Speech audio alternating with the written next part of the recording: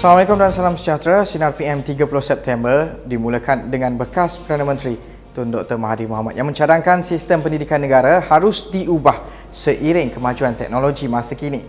Ahli Parlimen Langkawi itu berkata kaedah pembelajaran lama melibatkan seorang guru mengajar dalam kelas sudah tidak relevan. Tun Mahathir yang juga pengurusi pejuang itu antara lain mencadangkan pengajaran guru di dalam kelas harus dirakam supaya ia boleh ditonton berkali-kali oleh pelajar sekaligus dapat mengurangkan beban guru.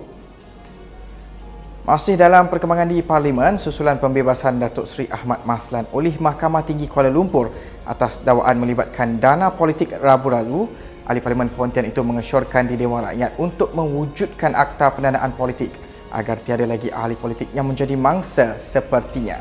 Setiausaha Agung UMNO itu juga menggesa akta berkenaan perlu diperkenalkan dalam penggal ini kerana perkara itu telah disebut oleh Perdana Menteri.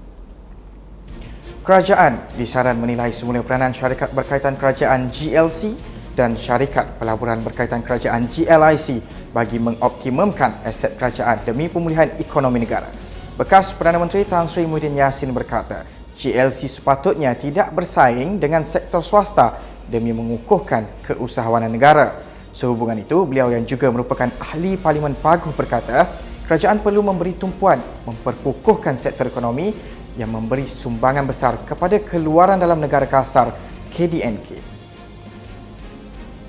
Ini pula mengenai COVID-19, kerajaan membelanjakan 314 juta ringgit untuk program imunisasi COVID-19 kebangsaan PICK setakat 30 Ogos lalu. Menurut Menteri Sains, Teknologi dan Inovasi, Datuk Seri Dr. Adam Baba, jumlah itu adalah sebahagian daripada peruntukan 1 bilion ringgit yang disediakan bagi program berkenaan. Beliau berkata Mosti juga telah membangunkan sistem pengurusan vaksin dan menghasilkan aplikasi pengesah sijil vaksin untuk orang ramai. Dan kita beralih ke perkembangan berita sukan. Penyerang sensasi The Red Devils Cristiano Ronaldo muncul penyelamat maruah Manchester United apabila jaringan masa kecederaannya mencipta kemenangan berharga 2-1 ke atas Villarreal awal pagi tadi.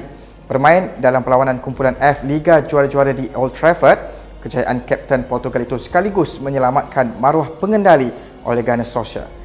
Manchester United kini berada di kedudukan ketiga di belakang Young Boys, diikuti Villarreal tercorot manakala Atlanta mendahului kumpulan tersebut.